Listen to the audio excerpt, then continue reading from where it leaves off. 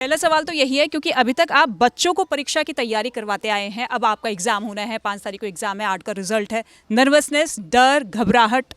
जो डर गया समझो मर गया। तो जब ये सूत्र बचपन से ही क्लियर है, और हम कौन सा शाही परिवार से आते हैं, बहुत सामान्य परिवार से आते हैं। हमारे घरों में हमें खोना कुछ नहीं होता, सिर्फ पाना ही होता है। तो डर की कोई जगह नहीं है। क्योंकि सर 2013 से लगातार मनीष सिसोदिया यहाँ से जीतते आए हैं। एंटी इनकम्बेंसी भी होगी, लोगों के कई तरह के सवाल है, करप्शन को लेकर, सड़क को लेकर, साफ सफाई को।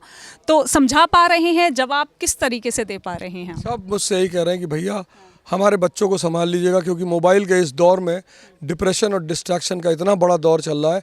बस हम यही सोचकर आपके साथ खड़े हो गए हैं कि आप हमारे बच्चों का जीवन बचा लेंगे।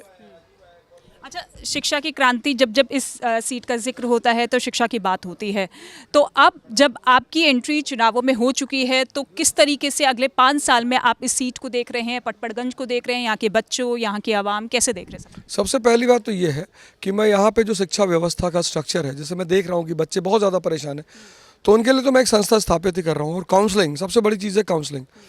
और काउंसलिंग, गाइडेंस, कोचिंग फ्री। उसके अलावा जो हमारी अपनी समस्याएं, जैसे सीवर की समस्या, पानी की समस्या, तो मैंने लगभग हर जनसभा में कहा है कि सरकार जिस दिन से सरकार शुरू होगी उसके 1 साल तक, मतलब फरवरी 2025 से फरवरी 2026 तक, अगर सीवर और शुद्ध पानी पर काम शुरू नहीं हुआ, मतलब ये नहीं खत्म हो जाए, काम शुरू नहीं हुआ, तो मैं राजनीति से संन्यास ले लूँगा। मैं नहीं करूँगा राजनीति। यानी कि 2013 से काम नहीं हुआ?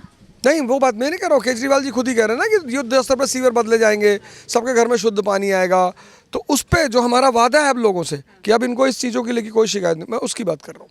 कामकाज क्या कुछ हुआ 2013 से 2025 तक? 742 लड़के सरकारी स्कूल से IIT क्वालिफाई कर लिए। ये खुद भारत में एक रिकॉर्ड है। मोहल्ला क्लिनिक वरदान बना हुआ है आम आदमी के लिए। डॉक्टर फ्री, चेकअप फ्री, दवाई फ्री। इसके साथ साथ बचत 6 लाख रुपए 5 साल में मिनिमम एक आम आदमी यहाँ का बचत कर रहा है, बिजली और पानी के बिल को लेकर। तो इतने सारे अंबेडकर एक्सलेंस प्रोग्राम भारत के किसी स्कूल में है ही नहीं। Multidimensional growth of your children, happy hour, मतलब पढ़ाई के समय ध्यान कराना। तो बहुत काम हुआ है, बहुत। और ये मैं नहीं कह रहा हूँ, जनता कह रही है। अच्छा, टीचर के तौर पर जब आप बच्चों को पढ़ाते होंगे तो किसी तरह की रोक टोक नहीं होती होगी, आप अपने स्टाइल में पढ़ते हैं। लेकिन नेता के तौर पर जब आप बोलते हैं, लोगों से बात करते हैं, वोट की मांग करते हैं, तो वहाँ लिमिटेशन लगती है? राइट टू स्पीच का हनन, ऐसा कुछ? नहीं, कुछ भी नहीं होता। जब आप मांगने जाते हो तो आपको सौम्य होना होता है। हाँ, क्योंकि जब आप मांगने जा रहे हो तो सौम्यता तो लानी पड़ेगी। या तो आप मांगना छोड़ दो, भाई आप किसी से वोट मांगने जा रहे हो तो आप उससे, मांगने का नियम ही यही है कि जो भी मांगने जा रहा है उससे सौम्य होना पड़ेगा। अच्छा, अभी रविंद्र नेगी, जिन्होंने मनीष सिसोदिया को बहुत कम वोटों से पिछली बार हराया था और इस बार फिर से चुनावी मैदान में है, उनका एक वीडियो वायरल हो रहा है। वो PM मोदी के पैर छूते हुए नजर आ रहे हैं। क्या कहेंगे इस वीडियो? डांट रहे मोदी जी कि ये जो उल्टे हाथ से छुए हो, बदतमीज, ऐसे नहीं छुआ जाता है, दोनों हाथ से छुआ जाता है। तो प्रधानमंत्री जी सिखा रहे हैं उनको। आपने शायद जो बाकी भाजपा के नेता खड़े हैं उनका रिएक्शन नहीं देखा। हाँ, कि डांट रहे हैं कि चाचा ये जो चौड़े होके खड़े हो ना, एक बुजुर्ग आदमी और भारत का प्रधानमंत्री, वो सिखा रहे थे कि ऐसे नहीं टच करते।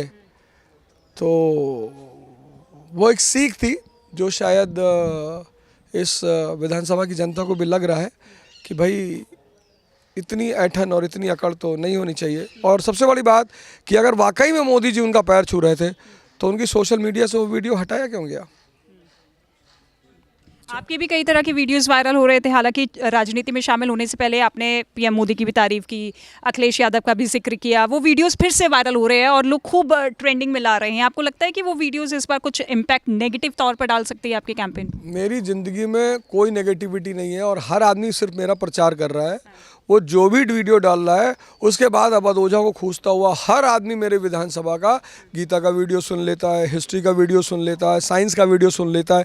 तो ये मेरा प्रचार हो रहा है और बहुत प्यारे ढंग से हो रहा है। कोई नेगेटिविटी नहीं? कोई नेगेटिविटी नहीं। अपने बारे में मैं खुद ही नेगेटिविटी फैलाता हूँ। और ये जितने भी लोग मेरे बारे में ट्रेंड कर रहे हैं वो सब मेरे ही लोग हैं, मेरे ही कहने पे सारा कुछ कर रहे हैं। मतलब आपके कहने पे सारा कुछ कर रहे हैं, मतलब क्या? वीडियो वही मैं ही रोटेट करवा रहा हूँ। वो रोटेट करवा रहे हैं? जी जी। मतलब लोगों को गुमराह तो करने की कोशिश नहीं कर रहे? नहीं, मैं लोगों को बता रहा हूँ कि देखो ऐसे भी बोला जाता है। अच्छा। हाँ, ऐसे भी कहा जाता है। और तारीफ तो भगवान राम ने रावण की भी की, तो अब भगवान राम को आप क्या कहोगे? तारीफ करना बुरी चीज़ है।